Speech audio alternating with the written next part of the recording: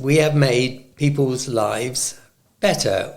I would go as far as to say we have saved lives. We have enabled people that have fallen on hard times, either of their own making with regards to prison or simply through ill health or bereavement or redundancy.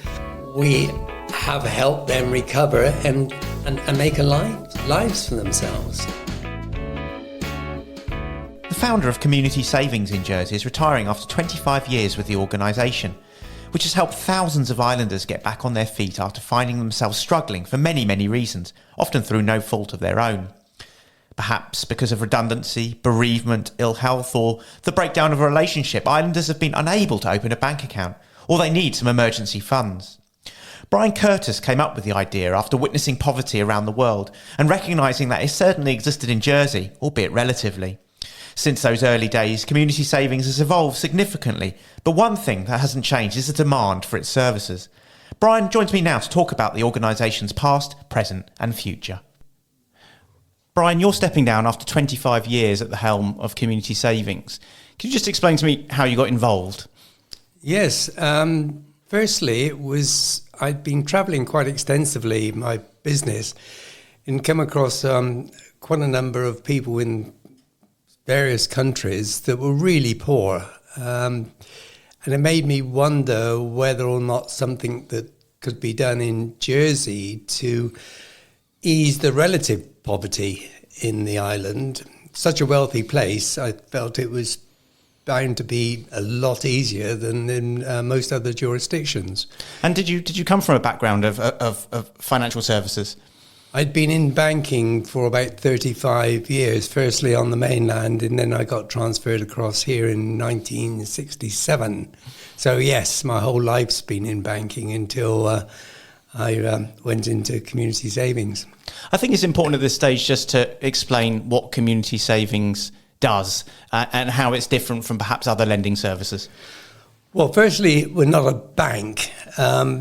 We hope to be able to be formed under credit union legislation, but the one that applied in 1996, when it all started, hadn't been extended to Jersey, so we had to look at Jersey legislation to see how we could start something up, and there was none. So it took us very nearly 5 years to design something that was acceptable to the authorities, and by the authorities I mean government and what was then Financial Services Department, subsequently the Jersey Financial Services Commission. So it wasn't until December 2001 we actually got permission to open for business.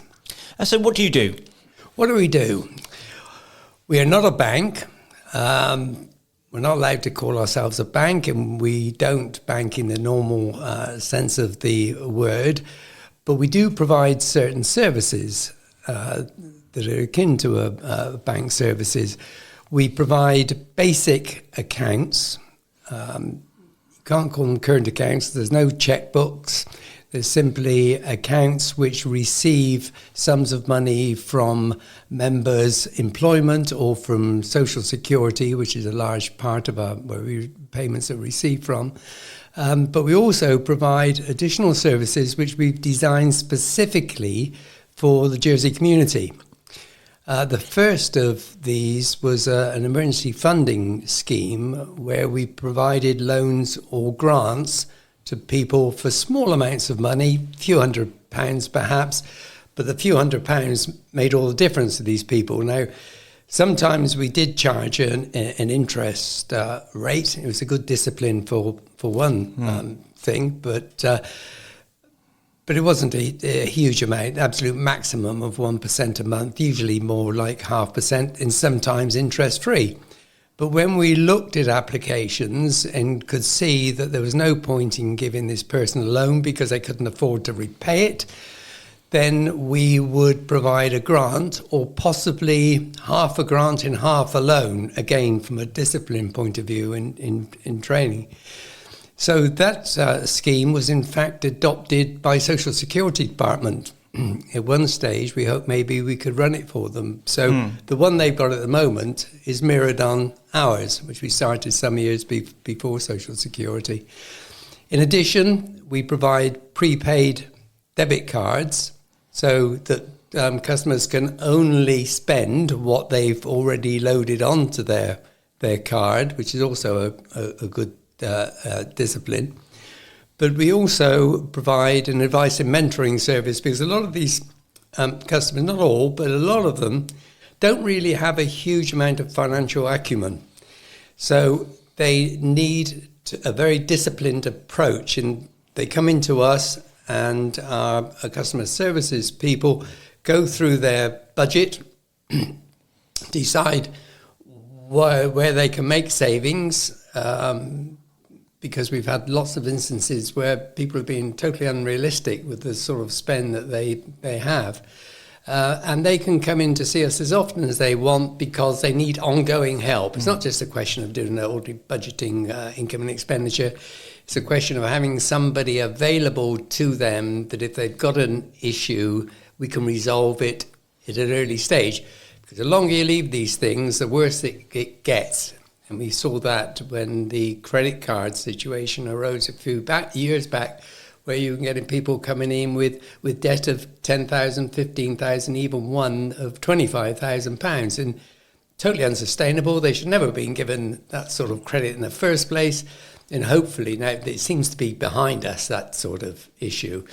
But it's that sort of thing. People just not facing up to an issue that they might have. Alternatively, it can be caused by bereavement, perhaps, that the one that's left behind has never dealt with finance previously. It might be caused through redundancy or ill health, both physical or mental. So people just fall on hard times. They have issues. Whatever the issue, then we will try and resolve it. We also run now a prison rehabilitation program, or are part of that program rather, because we think everybody deserves a second chance. And if people come out of Lamoy and are helped with a particular financial situation, then there's less chance of them offending. And we believe we've had a lot of success in that area, because it mustn't be forgotten, yes, somebody has been in prison for whatever, but they've also largely got a family outside of prison who are having to manage. So we try and help them. And I'm wondering why people can't access a high street bank. Is it because of their credit rating? Is it because perhaps they don't have a fixed abode? Is it a variety of reasons that people can't access your high street bank? Indeed, it is a variety of reasons. Now, our intention is that people come to us, we resolve their issues, and those that are one-off issues, we try and get them back into ordinary banking, and we are successful in doing so from time to time. For example, we've had about 2,500 people through our doors over the years, but we've only currently got 500 or 600 customers. That's because they've been reintegrated in society. There are those, however, who cannot be reintegrated into the banking system. They just need permanent help. And it might be that the banks will be willing to take them, but we don't think, and they don't think, that it's the best move for them. We don't want a lot of customers. We want to get them back in the banking system, but it doesn't always work like that. And so just rolling back, we were talking about 25 years ago and the challenges, and it took 5 years to set up. And you had recognised a need, perhaps while travelling, that Jersey needed something similar. Was your suspicions right? Jersey definitely needed a community savings service. Oh, unquestionably. I mean, it all started when I went along to a United Nations Eradication of Poverty initiative meeting called by government. One of the things we discussed was the setting up of a credit union type of organisation, and I was charged, together with members of the committee, to decide whether it was really necessary. That took about 2 weeks to decide that, in the remaining part of the 5 years, to actually get something set up which would deal with the situation.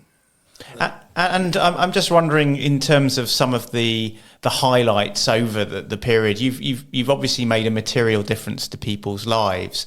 Can you say that the community savings really has helped islanders' lives turn around for the good? Oh, unquestionably. I mean, sometimes it's been in relatively little small ways. They may have needed £200, but they needed it desperately in order to resolve a situation. It may have been rent arrears. It could have been anything at all. And just resolving that small issue, to us a small issue, has changed people's lives. Others, there's one that always sticks in my mind. I used to sometimes get quite emotional about it, that I met this lady. She probably about 45, very nice lady. And she didn't know that I was from Community Savings. She just wanted to talk to somebody, and she explained that she had terminal cancer, that her husband had to cut back on his workloads to look after her. She had 2 children that were at school. Hopefully, they were hoping to go to university. But because of the lack of funds, this was to be her last Christmas altogether. But because of lack of funds, they couldn't even buy her children presents. So I went back to the office and signed a cheque and sent it to her, told her who I was, and they came in the January. It's quite an emotional meeting. I'm even getting emotional now. And the lady died 3 weeks later, I think it was. It's certainly the end of January.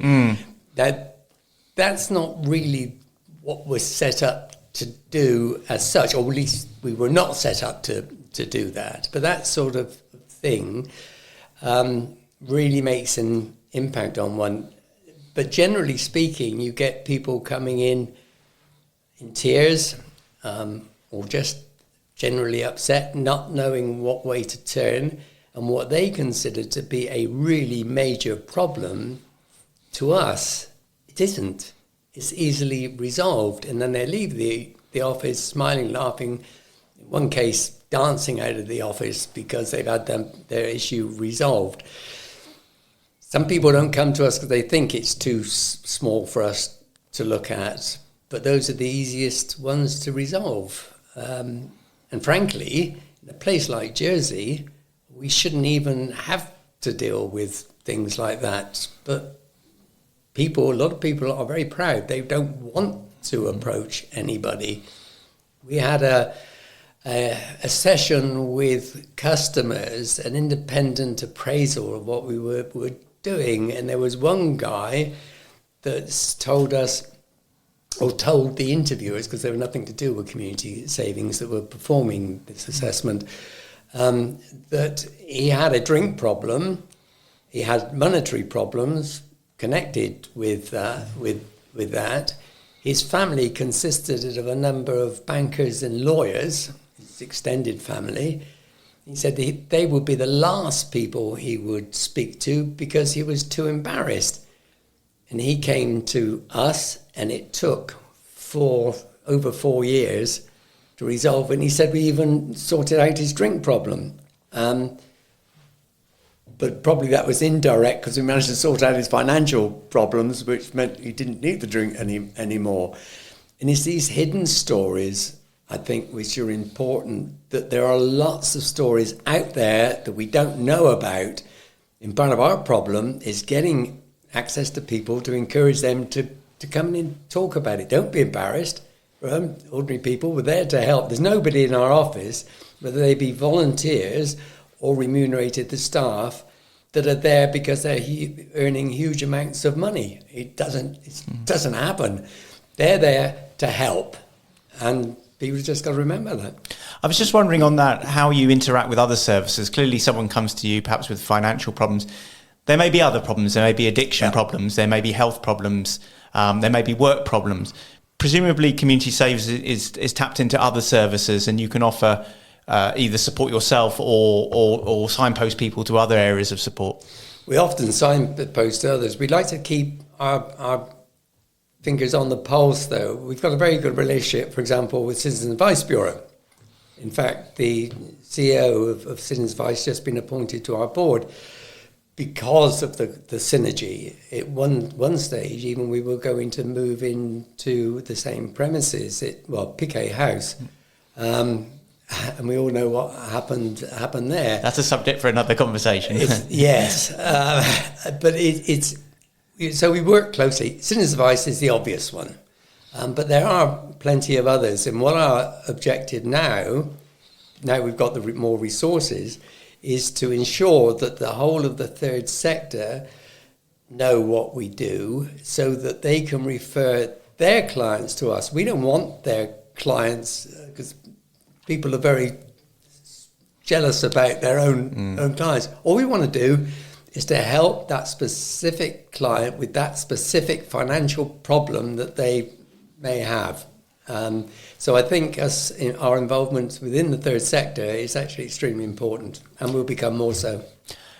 25 years over that period, a quarter of a century, there's been a lot of changes in life. The Community Savings Bank has lived through the recession, it's lived through COVID, and now we're entering a period of rising prices and a higher inflation environment. How have you had to adapt? Has it been difficult to change to the ebbs and flows of the market and life in general?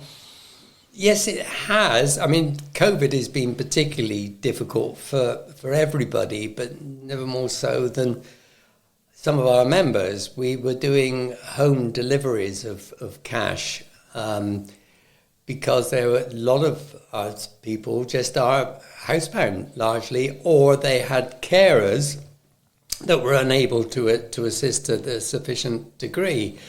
And some of the things that we saw on the house calls were very worrying. I've already mentioned about pride, but there are people that suffer in silence.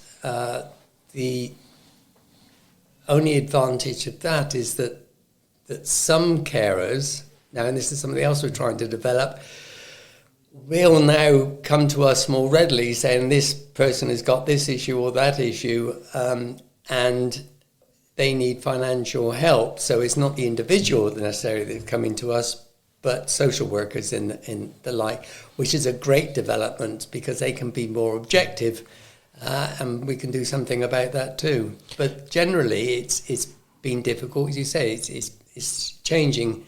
Environment has changed for the last 25 years. It'll continue changing for the next 25 years, and we've just got to adapt to the needs of the day, or rather anticipate what those needs are going to be.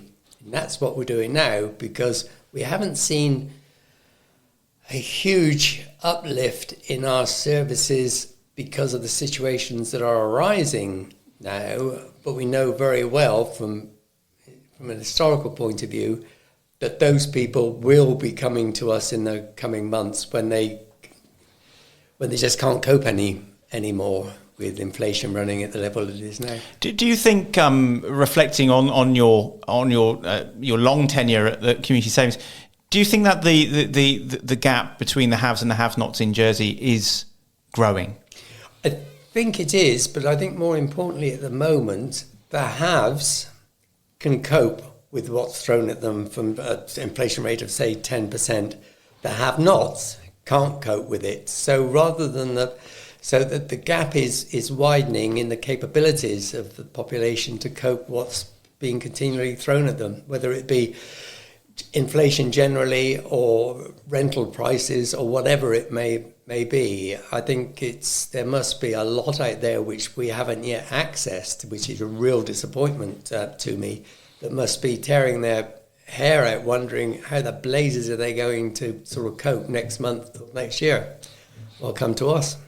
Well, it's a poignant time to ask actually about your stepping down, obviously, but in terms of future plans for the Community Savings, how do you see it evolving in the future?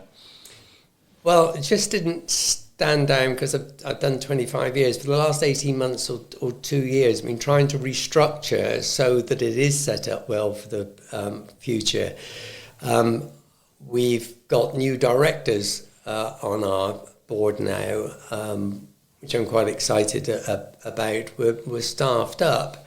Now, that has been difficult because our finances have always been close to critical. I mean, how can a financial institution have financial problems? But that's been one of our most difficult areas. We've had to go out there and raise a lot of money. Then, because of various situations developing within the international community with finance, our regulation is changed. In days gone by, the Jersey Financial Services Commission were fairly ambivalent about what we did. They accepted that we only dealt with local people, that we dealt in small sums of money. 70% of the money we receive comes from Social Security by way of benefits, and the rest from wages in salaries. And therefore our monitoring that was required was fairly low key. We had to follow all the general regulations of money laundering in the like, in financial dealing with financial crimes unit, but that was good enough.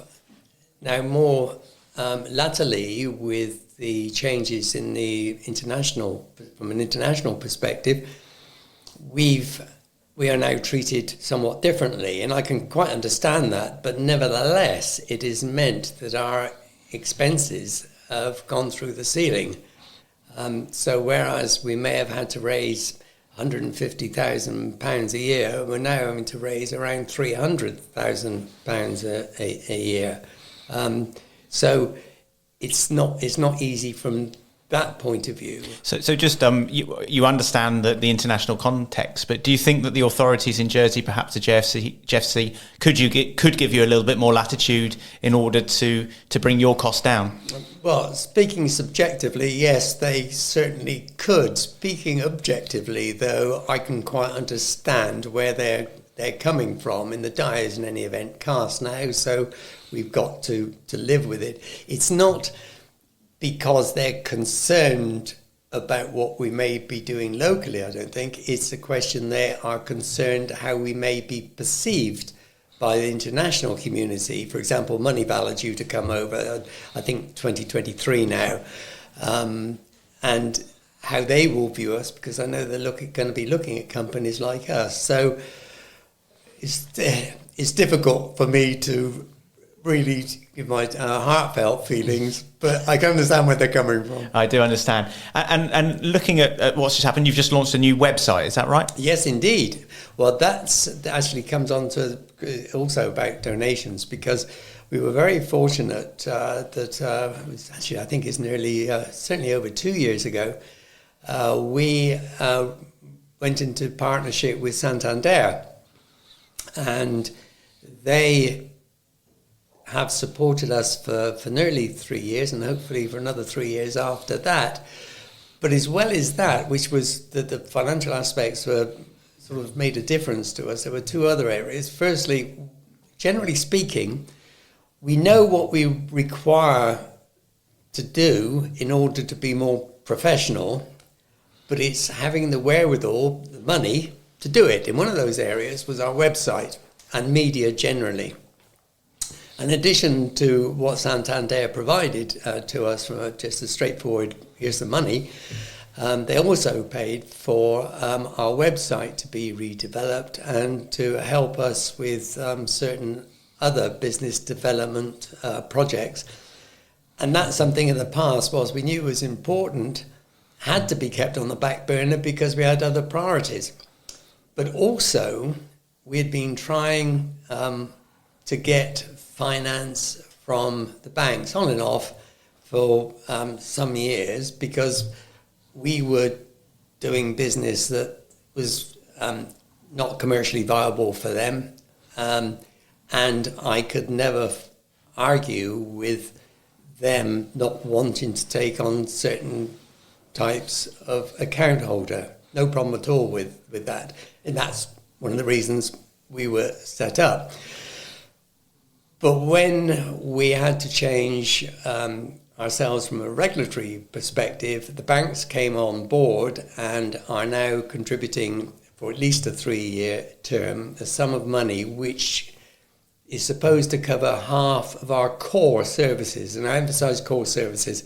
It doesn't cover things like our prison rehabilitation or our emergency funding, or even our education program that we've performed in the last, dozen years, I suppose, in secondary schools, to about 3,000 or 4,000 pupils over the years.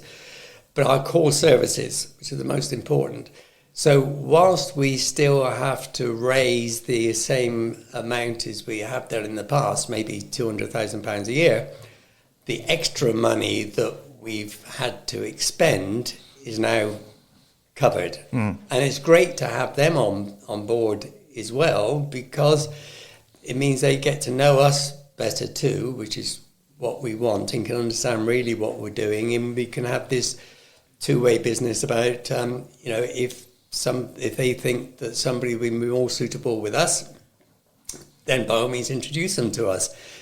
When we think our customers are ready to be reintegrated back into the system, we introduce them to them.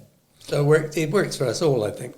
Do you think enough islanders who need your services know about your services? No, certainly not. And that's, as I say, with the business development plans we've now laid, that's one of our principal objectives. It's not as though we didn't know that we had that issue, but again, it's a question of financial priorities.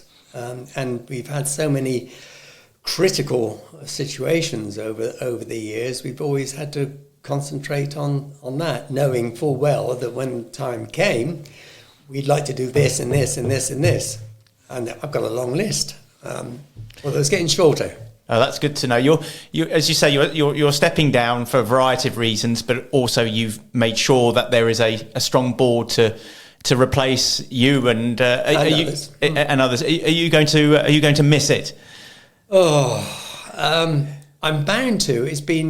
It's been my life for nearly 26 years. I'm bound to miss it.